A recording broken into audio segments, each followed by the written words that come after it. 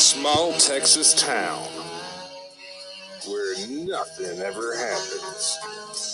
And the good old boys, well, let's just say they ain't been so good. In fact, one of them boys has been real bad. You see, he played the hot hand of Satan's heinous plan and unleashed Hellvan.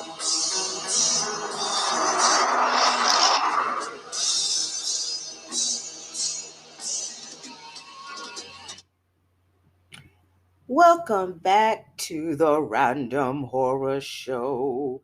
I am your horror hostess, Keisha Lacey, coming straight out of East Texas, better known as the Iron Pine Curtain. And here at the Random Horror Show, where we be silly, goofy, going off tangents, just being random. You never know what's gonna come out of my mouth because we fly like that. Also, with that being said, we also going to be going back to the main point, as always, in horror, science fiction, fantasy, cult classics, in the obscure, in movies, television shows, and books. And I got something for y'all. Tonight's podcast is Hellvan. If you heard the little, just a little trailer snap, of Hellvan. And I have been blessed with this unholy independent film of Hellvan. And I'm telling you, this damn movie right here, it is by the Slow Mutant and Blindside Productions. Hell has no cruise control. Oh my gosh. I'm talking about a very fun, just amazing, just blow your socks off and you be like, what the hell is going on here? This is an action horror film right here. It comes like with so many awesome stuff. Like I have this like postcard of one of the somebody have drew of Hellband, and it comes like with an air freshener, you get a sticker. I mean, you even get a part of a piece of the script of Hellvan. And I'm just gonna tell y'all about Hellvan. Oh my gosh, I'm just literally just so stoked about letting y'all favorite my favorite beauties, my horror fiends out there in the horror community. Do not sleep on people that put together a horror movie. I don't care if it's low budget. I don't care if it's like three stymie checks. I don't give a shit. When you have people that come together, they write a solid script, they put their heart and soul into it. From production, the special effects, practical effects, makeups, to like the actors, looking for locations, even down to like sets, props, everything else. You name it. I mean, don't sleep on independent horror filmmakers. I mean, you even have Chris McGinnis, that was a past guest on the Random Horror Show. I mean, he writes, he directs, he films, he's doing like all these like stunts and stuff like that. All in his like web series. With his latest one was Jessica Kills, and then he did the Wes David tapes. Has this really great like true crime, very horror feel to it, with a very like it's a documentary. Don't sleep on people like that, because they are bringing us of what they feel in their hearts about horror. And like I said, I am like just hellaciously just thrilled just talking about Hellvan, and we're gonna go dip into that. Um, Hellraiser is coming out. I am so super stoked about that. Um, people are like, they're on the fence about like the new Pinhead, which is played by Jamie. I don't know her last name. Trans woman, and really people like she got the seal of approval, the thumbs up from Doug Bradley. I know everybody loves Doug Bradley, being like their pinhead. I love Doug Bradley too, but really, you're gonna have to pass the torch and stuff. And she looks like she has like literally like just killed this role. Not killed it like bad, but I'm talking about smashed it, just murked it, everything else. The makeup is great. I mean, even the voice is just so startling. I'm like, whoa, whoa, you got my attention now. And it goes back to the novellas of Clive Barker, um, Order of the Gash, the Cenobites. I mean, you tie in with the Nightbreed and everything else. If y'all are like big, huge Clive Barker fans, of course, like shout out to Gore Hound Reviews on like him. Really, just he's a big Hellraiser fan, Clive, and especially really huge with Clive Barker. So am I, and I do appreciate just sharing like our love for Clive Barker and his work. And Clive Barker actually deserves lots of praise, his flowers and everything else. He is with this project of this Hellraiser that's coming out in Hulu, which is actually Friday. So y'all just give it a chance, because there's a lot of people that a lot of film critics out there that are national well known and stuff, and a lot of them don't like horror. And so I see more of a movement for horror fanatics and fans, because a lot of times when you have a horror movie that's going to be coming out even before the premieres or before everything comes out, you have those critics just really just slicing them to the core. I mean, they literally are just destroying the shit out of a horror film before it comes out. I feel that like for those who do podcasts, it doesn't matter if it's like new films, old films, or whatever like that. I feel that a lot of y'all in the horror community are going to start listening to us more, because we're going to give you something that's non-biased. I mean, even some of the movies that if particular genres that I'm not feeling it and everything, I'm always going to give you something that's very unbiased about it. Even though if I might not like that particular sub horror genre, I'm still going to give you my thoughts on it. And guess what? Opinions are opinions. They're assholes. Everybody loves whatever they love and everything. You can't stop it, but I'm excited about that. But no further ado, let's deep dive into this. Boy, I'm serious. I watched this movie like 3 times. Hell, then I watched this 3 times, and it just gets so much crazier and so much better. And it's you see, it looks like a movie that could be all over the place, but it really isn't, because when you start to see everything starts falling and going along with it, and you're just like, oh snap, you see so many subgenres, you see so many horror influences in this movie, from Damien, Omen, because there's 2 Rockwallers in the movie. And I gotta say this, I'm giving y'all big humongous props on having those Rockwallers act the way they needed to act. And of course, you have heard that children and pets are, I mean pets, animals, excuse me, and children and dog, I mean, you know what I'm saying, animals are very hard to have, on the set to act and everything, because what's going on, children and animals, they're a little difficult. But props to them right there, I swear. I mean, I was like, oh my god, I'm impressed by this. It starts off as like you have this whole narration.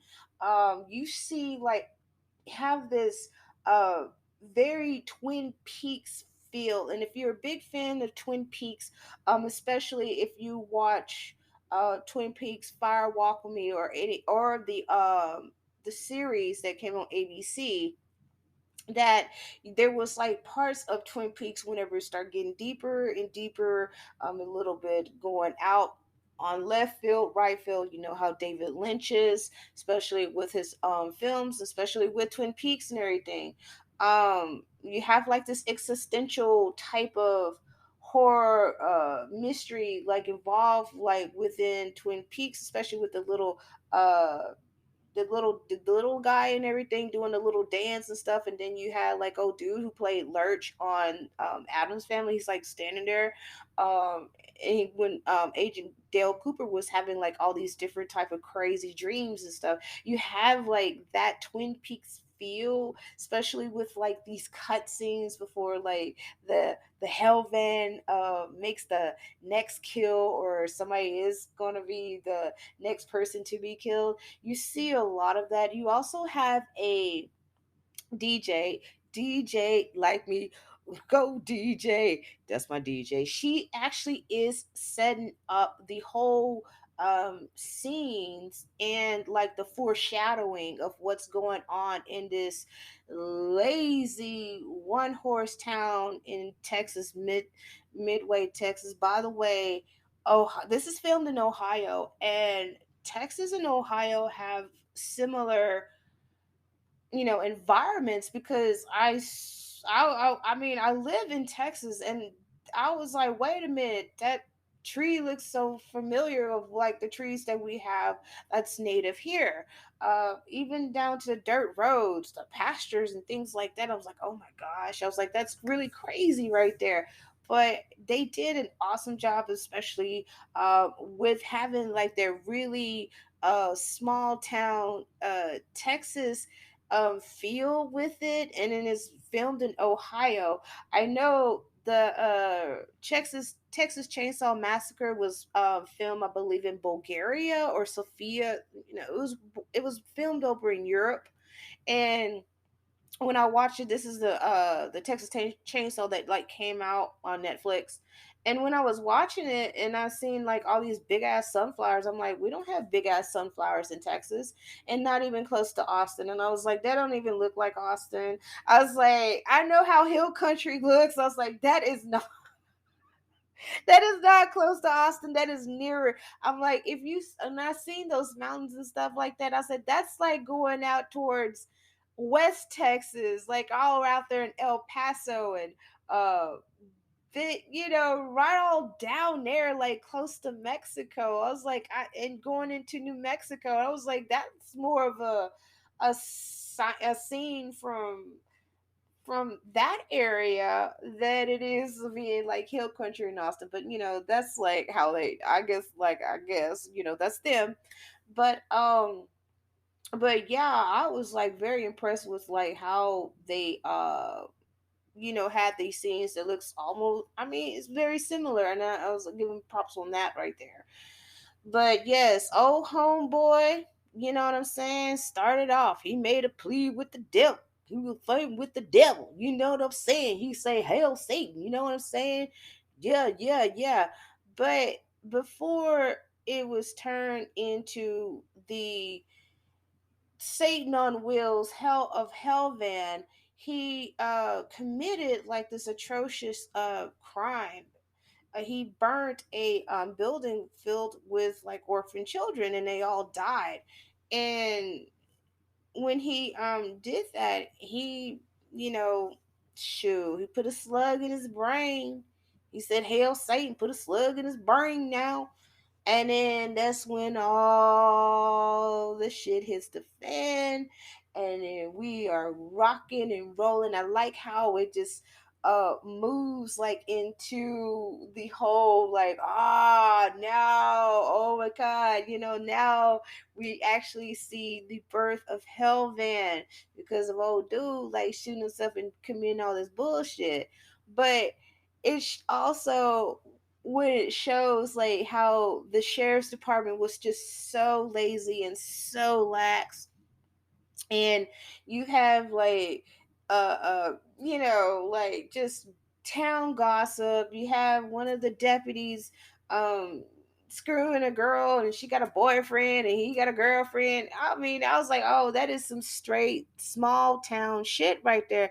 And that's how it is in small towns. You have the mayor messing around with, you know, with the high end, lady of the night, but she actually has like a problem.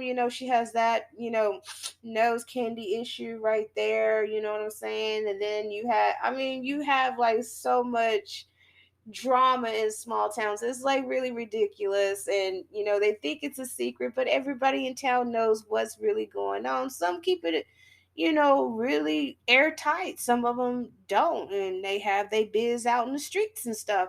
But you can see, like, this is like how they played up the characters, they played up the storyline to like caricatures. And I mean, they were literally over the top. Even the jokes are like so over the top. And you can point out like the characters in Helvan. You have the priest that lost all his faith, and he suddenly regains his faith after Helvan has committed so many crimes throughout the film. You have the sheriff. The sheriff reminds me again, like Michael Onking's character off of Twin Peaks. You always see him eating and drinking. I mean, even Agent Dale Cooper, he always goes to the diner and orders like a coffee and a cherry pie. I mean, the sheriff in here is eating and drinking. It tripped me out though. I was cracking up laughing because there was something that fell in his. It was in his coffee cup, and he just didn't notice, and then he drunk water and drunk the little insect that was in his coffee cup, and I was like, Lord have mercy, you didn't even notice. But I like the conflict between the sheriff and his father because the son ran against his dad and he was like super pissed off. I like how you have that conflict in there. That was totally hilarious. You have the wrecker. He was the one that actually was the first victim in Helvan. Um, Very amazing, phenomenal job, especially with the practical effects of the wrecker. Um, I was just like, wow, it was like really just gross and gruesome, and I like that gross and gruesome, and just and I'm gonna tell you this right here, they actually did a fantastic job with the gore. Uh, Gore, on the other hand, it can be sloppy. And if you ever watched a movie that has some sloppy, nasty gore, oh my gosh, you just like, this is some bullshit. Um, but this gore, and they had some pretty good, really, really good. And I was very uniquely impressed with the gore. I mean, I watched the sadness, and the sadness gore is like over 1,000%. Sadness is a really good movie, but the gore is like way too much. I mean, I love the gore in the sadness, but it was like 1,000 times on top of 1,000 times to the 34th power. And I was like, woo, shit. It like took my ass out. And I don't know if it was like I was going through something like emotionally, but it did make me sad. It was good, but it made me. I was like, damn, this is a lot of gore. But I really like how the sadness just went into it and stuff. But the gore in here is really I mean, it's very creative. Excellent job.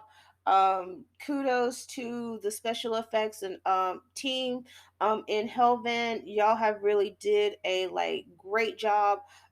Definitely enjoyed it, especially this one freaking scene. I was like, yes, yes. I was like, yes, yes, yes. Loved it, loved it, loved it. Um, the way how Helvan is just shot is shot really, really great. I mean, you're not like sitting there trying to squint or whatever like that, trying to see. It has like, I mean, they did a really good job with the lighting. They did a like really good job of like making sure that like everything just comes into place, because like I said, when you watch it you think it's just, oh god, this is like all over the place, but when you start really getting into it, this the craziness, the zaniness of it, you're just like, damn, this is awesome. Another thing is the soundtrack, and I'm really want to just, like those 80s metal bands and stuff, and you watch them like on MTV when they did like a video, um like how like the girls like raise their shirts up and shit like that, like look at my titties, they're like that. The metal is just bomb, like the soundtrack all through it is so great, because I was like, man, thank you. And like, seriously, thank you very much for throwing metal into this, and whatever, whoever this band is and everything. I mean, they did a shit. They did bars on this. They did bars on this right here, because you have that heavy metal feel with it, because and it fits with this film. They was not playing, and they did not pull any punches with the soundtrack. And also, like on their DVD, they have the commentary with the cast and crew, they have the soundtrack, and they have the trailers also. And I mean, it's like for you to like really to be like in with the characters of just going, just enjoying like this damn van just killing people left and right. I am not playing with y'all. This damn van is something serious, y'all. And the genres, the subgenres that you see in there, I mentioned a couple of them. You also see Night of the Living Dead. You see some Evil Dead in here too, though. You also see Repo Man, cause seriously, I was like, damn, this Repo Man, man, that's like Night of the Living Dead. Oh shit, that's like The Exorcist. You know what I'm saying? It was like that. It was like that. Shoot, it got a little bit, kind of got a little bit of feel of some Carpenter with the Prince of Darkness too. So I was like, shoot. I'm telling you, if you know, when you watch this, your horror, you can be like, you're like this. Oh, that's from this movie. Oh, that's from it. So you had a lot of like so many different subgenres in this one movie that you can just name off, and it just seamlessly like just blended. Now there is the last act in here. It will throw you off, but still, guess what? Like I said, it seems like it's all over the place, but it all comes together. Come together right now over me. Okay, that's enough right there. Oh man. Oh man. But Hellvan, it's worth every, it's worth it. Hellvan um has that fun, that craziness, that bizarre, that I don't know what the hell is going on, but god dang, this is so good. And it's a real grindhouse feel horror action movie. And we don't get those grindhouse theme type movies like we used to long time ago. And this has brought back that grindhouse feel. And I love some grindhouse horror. The last grindhouse really that was was in theaters and everything is the one that Quentin Tarantino and Robert Rodriguez did. I like both of them, Planet Terror and shit. The other one, with Kirk Russell with the car, down there in Austin. Now that is down there in Texas, around in Austin now. That was around there. But the other part of it was like shot somewhere else. But yeah, I forgot that Death Proof. Death Proof, that's the movie right there. The two Grindhouse movies was Planet Terror and Death Proof. I like both of them because they were just like two separate movies, but they were actually together. But it actually was like part of that universe of that Grindhouse movie that Quentin did and Robert Rodriguez. Um, Baby, I still have a heartbeat for Kirk Russell. I don't care. I don't care if he looks like aged leather that somebody said on Twitter about Kirk Russell. Kirk Russell, I've been watching like a lot of old westerns, and I always see Kirk Russell, when he was younger and he was just so cute. And then whenever he was Snake Plissken on, Escape from New York and Escape from LA, Big Trouble in China, shoot, damn, Stargate, Soldier. Oh my gosh. Kirk Russell has been like throwing it down for a long ass time. I mean, even Overboard with Goldie Hawn, and I think that was like the cutest movie ever. I like seeing Kirk Russell whenever I mean, because he did. He started off a lot like when he was around 15 or 16 years old, acting. Seen him in westerns, seen him in like just dramas and things like that. I mean, like he deserves like the credit though, and I like Kirk Russell because he's not like Hollywood. He's just like more laid back shit. I just make a movie, whatever, blase, like that and everything. I make my check and I bounce and stuff. And of course, I have his NECA, McCready from the Thing. And baby, I love his y'all may think I'm crazy or something. I know people like always talk about mullets are gross and blah blah because of Joe Dirt, but like, bro, like Kurt Russell mullet was just sexy and shit. That's like that manly man. You got to be a manly man to like pull a mullet and be fine as hell. And baby. Anyways, but back to what I was saying about Grindhouse. This is like a really great Grindhouse feel with it, and it has like those elements of it. You see different horror subgenres in it. The casting is really great. You could tell all the actors and actresses that has that's in this film, they really put their heart and soul into it. The I mean, even there's like a scene out of this movie where they did a car crash. That was so funny. But the car crash wasn't like that typical it falls off the cliff and everything fucking explodes and shit. It was a more realistic of a car crashing off of a cliff and falling down and they're getting burnt alive. I feel that it is more effective and you see how the actors who was in this scene, you see like how the slow burn is. You see how like, oh shit, I can't get out of this vehicle. We have like flipped, oh my gosh, we're gonna die. I like to see stuff like that than just a typical, oh, it flipped, booyah! It just like, explodes like within 3 to 5 seconds.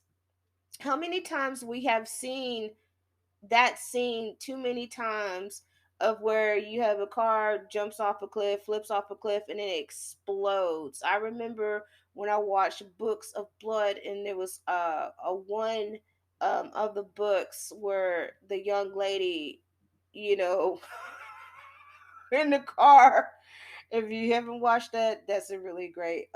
It's a really it's pretty good. Books of Blood, that's on Hulu. It's pretty good. It's by Clive Barker, and he was behind it too. But it didn't explode just right off like that. But this one right here, I was like, yes, yes, thank you for that. No, seriously, thank you for that that shift, that little change right there, because I'm so sick of seeing cars just blowing up just like that. But when this car just kept caught on fire and it was still continuing to burn, that's the realism of that. That's the realism of real life. Like I said, real life can be horror, but that's the realism of stuff like that. It really is. I mean, there's no punch. Like I said, there's no punches in this movie. There's no punches pulled in this movie. There's no tricks and stuff like that. I mean, this is like really good, hardworking. People are putting everything into this film called Hellvan, and it is a very deep appreciation of it being produced and blessed me. So I'm gonna go ahead and give Hell Van my seal of approval of a much watched independent film. And of course, I stress and I cannot stress to the fact whenever you see um, independent filmmakers, like I said, it doesn't matter if it's a shoestring budget or a medium budget or whatever. A lot of times they really do love uh they really love horror. They are very passionate about it. I mean, if um they did not like put this together and stuff, we wouldn't even know what was going on. You know what I'm saying? So always like support your independent filmmakers, your independent writers, um, special effects, crew, production, things like that. Because I mean, I might have like maybe a prediction or whatever. um we're going to see more and more um people are going to start creating their own horror more than from just mainstream films, because a lot of times we have like A21 and all of them, the new ones on Bloomhouse, they've been out for a couple of years. um you're gonna see more of how what I predict is that there's gonna be more people that's gonna be going towards like independent films, because guess what? Um, they don't hold nothing back in their films. They're not about to censor themselves to, you know, to cater to like a audience that's like, oh, this horror is so too much, can you pull it back and be safe with it? They're not safe with this, and I it's like, yes, that's the reason why I watched it 3 times. They're not safe with how they produce Hellvan, and that's what I fucking love, and I'm stressed that to the heavens. That's what I fucking love, is that when you have independent filmmakers, etc., putting a really good horror movie together, you know, they're not holding nothing back. They are literally doing what they want to do. They don't, they have so much complete, you're going to hear what I'm going to say. And I said what I said, and I meant what I said, meant. They have complete control over their work, complete control over their work. There's no studio green light nor not green light their script. There's nobody sitting there talking about, well, you got to pull this back. Oh, we're going to edit this, and oh, we can't have that. Can you reshoot this? They are literally doing it for themselves. They have total, utter creativity and control over their work. And that's the reason why I am stressing the hell out of this. That goes for people that are self publishers, anything that they do, and they deserve that respect. and they're not putting up with, mainstream Hollywood bullshit. They're not, they're not trying to like push a script for like 2 or 3 years, and it doesn't even see the light of day within like 10 years and shit. You know what I'm saying? Like long time ago, that's the reason why like back in the 80s and the 90s and stuff of horror, it was like anything goes, because they were like, let's push these limits, let's do this right here. I mean, even, I'm just gonna say it like this, even Clive Barker when he did Hellraiser, because they fucked up Rawhead Rex. That's the reason why Clive Barker had lots of control with Hellraiser and Hellraiser 2, and he also had a lot of control with with Lord of Illusions. But this is the reason why I feel that a lot of people that are really passionate and very serious about making horror movies is because they have complete 100% control of everything that they want in it. And god dang it, support them jokers. I don't care if you throw $5, $10, $1, anything. Shoot, support them. And you know what, I appreciate this type of medium too, because like I said, when was the last time that we actually had a very grindhousey feeling, with so many genres packed into one film? I just mentioned it, I mean, and they were, and Quentin Tarantino and Robert Rodriguez, they have excellent, work and everything in films and directing and stuff like that. But but then you got to think about it. They actually had their own production companies, a band with together, a band apart. That's it right there. What was Troublemaker Studios? That's Robert Rodriguez one. So they made plenty of money, playing the game. So they're like, you know what, we're gonna have our own shit, and that's what they did.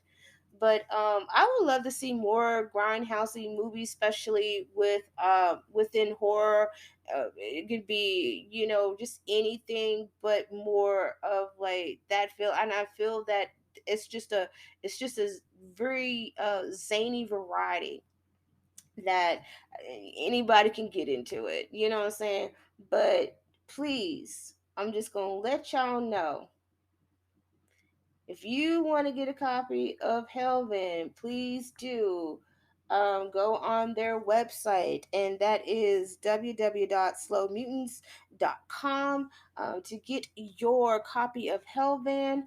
Um, their Instagram handle is the Slow Mutants Production.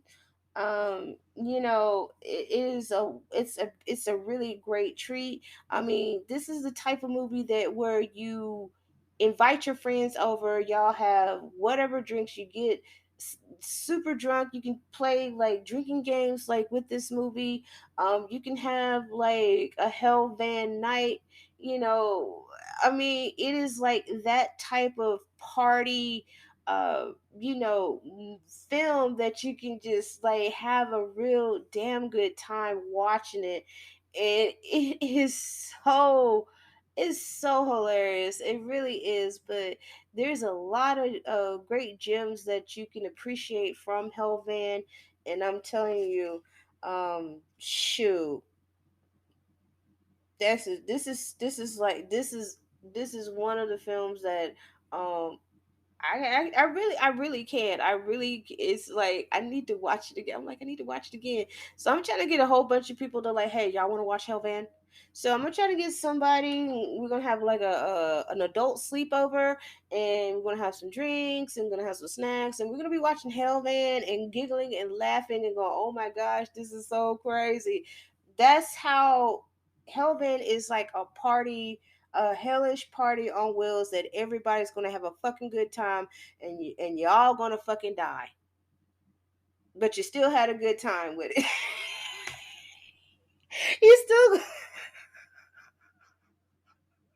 oh my gosh, man, oh my gosh, y'all, It is. It's a good one, and I'm gonna give it like a rating out of 7 because I'll watch something 3 times. Yeah, I'm like, because I was like, dang, I watched this 3 times. I was like, wow, this movie is this movie it impressed me a lot. It really did. Even the title, just like the title caught me. I'm like, hell, man, what is that? I'm fascinated. Oh yeah, it fascinated me. All right, shoot, I'm glad this is actually a movie that belongs in your horror collection, in your in your DVD horror collection. It really does. It is a must in your horror collection. On, on Megatron, it belongs in your horror collection. But that is it for me. I got a skedaddle and everything. Hopefully I don't see a red van on the highway with the damn 6666 license plates, because I'm finna run my little ass Honda Civic in somebody ditch, and I'm finna jump out that hole, and I'm finna run in the house, and I'm not coming out because, like, really, this is it's it's it is it's a really really pretty cool badass movie. It really is. But that's it, y'all. Thank you so much. Like I said, Hellvan, get your copy, get some good goodies with it and everything. Check it out. Um, it's produced by the Slow Mutants and Blindside Productions. Check them out on Instagram, the Slow Mutants. You know, get your copy of Hellvan. Website www.slowmutants.com. And I'm telling you, this hoe is a banger. It's a banger, y'all. You know what I'm saying? Get your friends, whatever good drinks you have, or you have no home training at all, getting Budweiser, because my goodness, if you have Budweiser, sir or madam, you have no self-esteem about yourself and no home training. And that's it. Hellvan. Hell has no cruise control. This is the Random Horror Show, and I'm Keisha Lacey, and have a good night.